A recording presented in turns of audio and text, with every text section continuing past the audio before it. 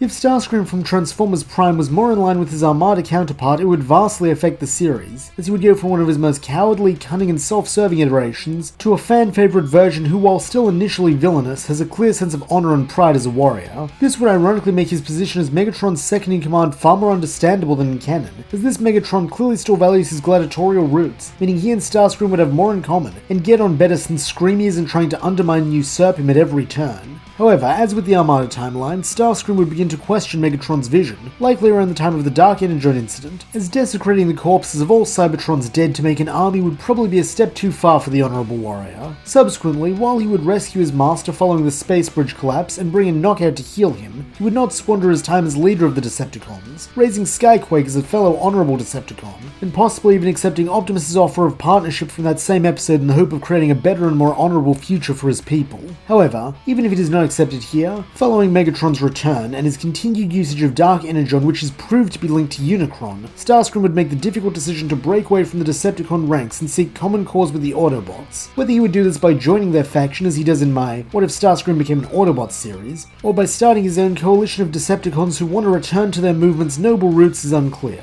though either way it would certainly make things interesting going into the battle with Unicron and beyond. And that's where we'll leave things. If you would like to see more like this, or perhaps even a full story version of this idea down the line, consider checking out my two channels, Pickle Dill and the Pickle Dill Podcast, and while you're there, don't forget to like, subscribe, and leave a comment for the algorithm.